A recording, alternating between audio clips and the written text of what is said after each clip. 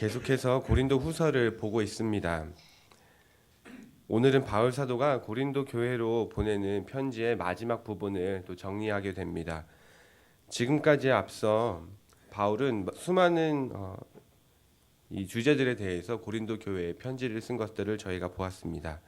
그 중에 몇 가지 요약을 하자면 교회 공동체 가운데 생겨났었던 불신과 정죄의 그런 관계 속에서 서로와 서로를 용납하고 용서함으로 관계를 회복하라고 먼저 말씀하였던 것을 기억합니다.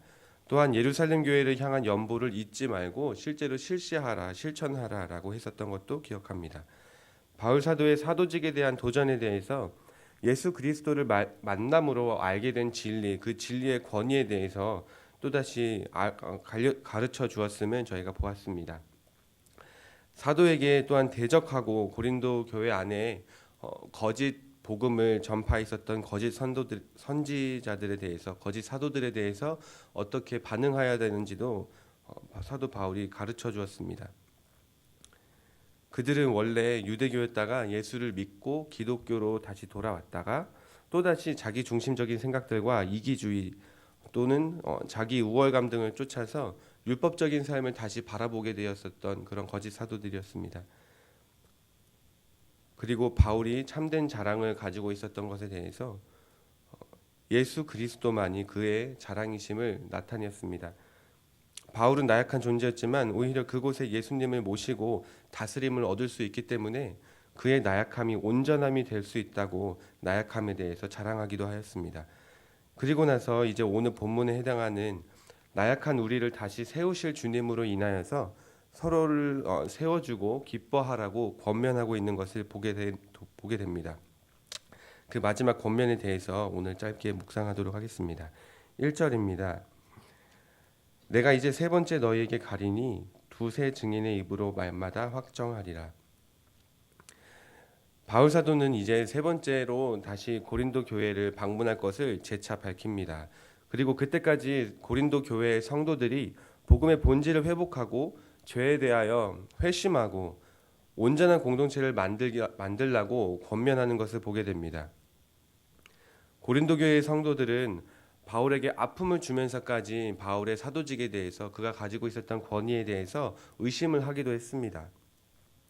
하지만 바울은 그가 가지고 있었던 이 사도직이 진짜였다고 알고 있었기 때문에 그들을 내치지 않고 지치지 않고 그들을 끝까지 제대로 가르쳐야만 했습니다.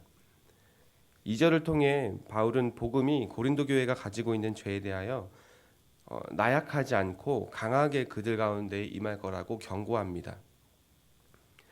그러면서 바울의 초점은 다시 예수님께로 돌아가는 것을 보게 됩니다. 고린도 교회가 변해야 하는 이유도 나약했었던 사도 바울이 강하게 될 수 있었던 이유도 다 예수님 때문임을 다시 한 번 더 증거하는 것을 보게 됩니다. 물론 바울 사도도 한 사람의 사람으로서 나약한 부분들이 있었습니다. 그 부분들을 바울은 숨기지 않고 오히려 당당하게 나타내므로 그곳에 예수님을 모시고 인도함을 받을 수 있다는 자랑으로 자기는 바라본다고 말하고 있습니다. 때문에 고린도 교회의 성도들 또한 그들의 약함을 제대로 직면하고 그들의 약함을 인정하고 바로 그곳에 예수님을 모셔서 서로가 서로를 세워줄 수 있는 그런 믿음의 공동체가 되자라고 권면하고 있는 것을 보게 됩니다.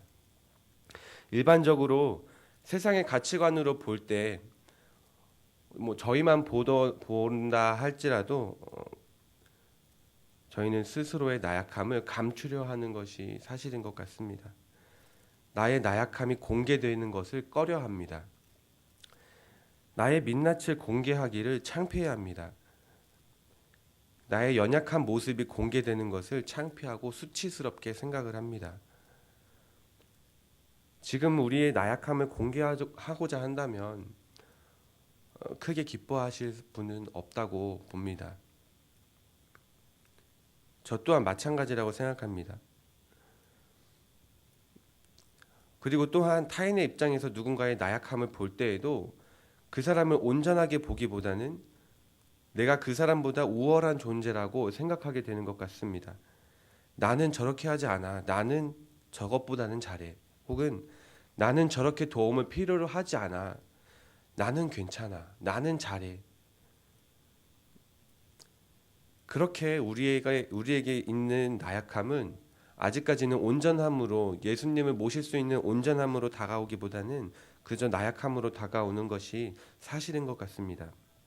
그래서 또 못해도 잘하는 척하게 되고, 없어도 있는 척하게 되고, 항상 포장을 하면서 사는 것 같습니다.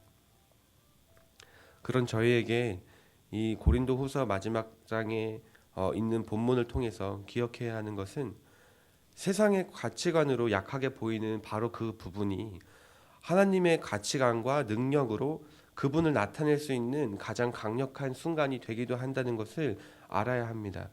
바울은 그것을 너무나도 잘 알고 있었습니다.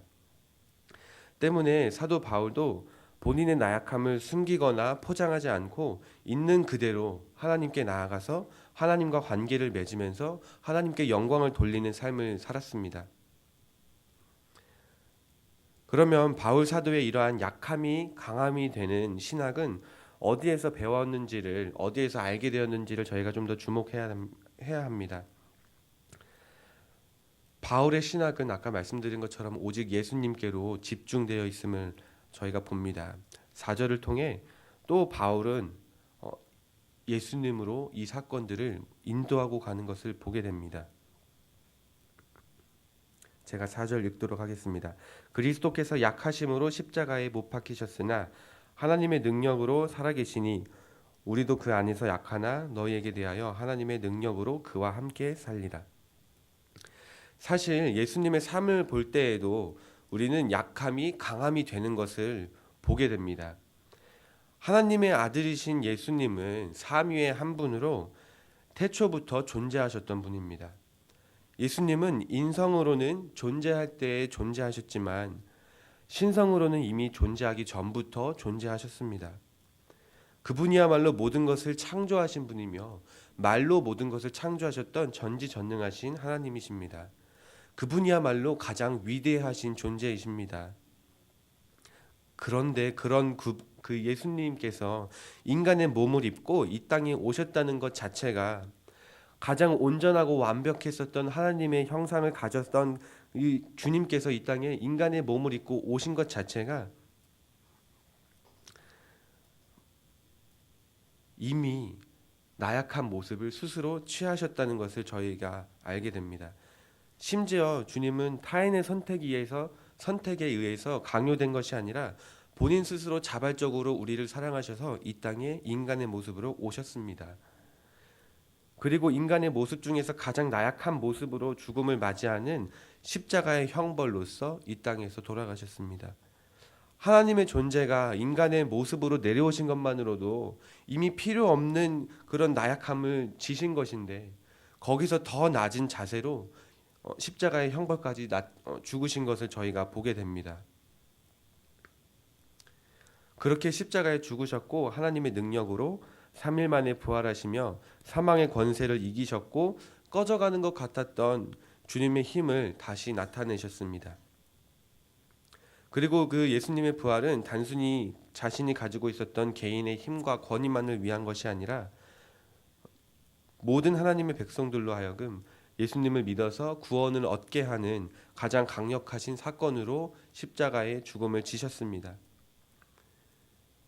하나님의 능력이 가장 나약한 모습의 예수님을 가장 강한 모습으로 만드신 것입니다.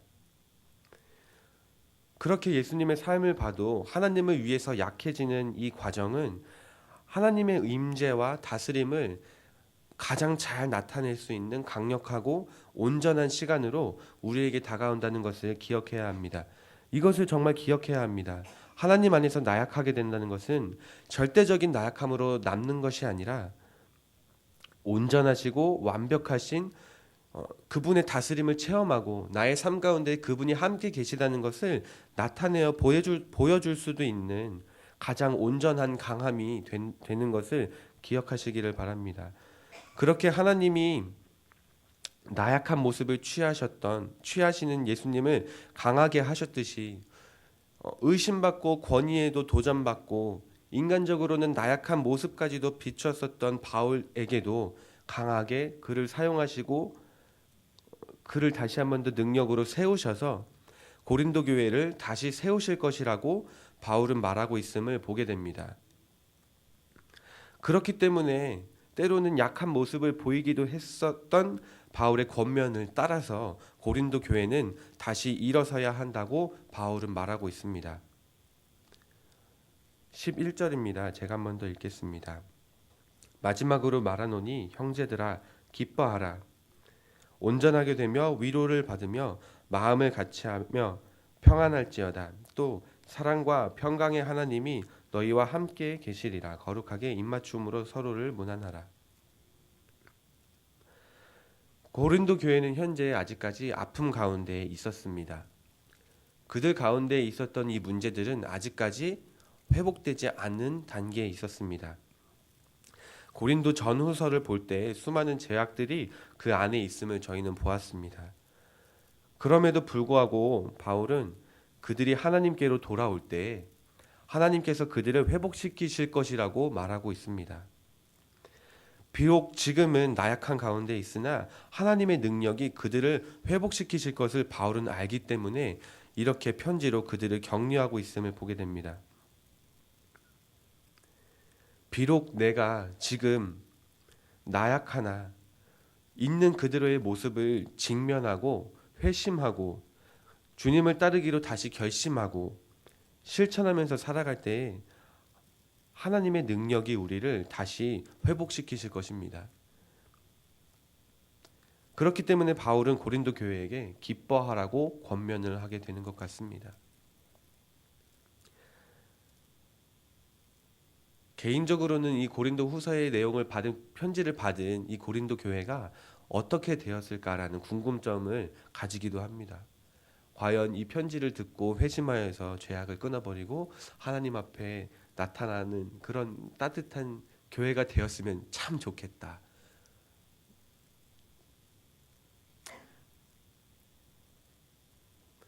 오늘 우리는 어떻게 살아가야 합니까?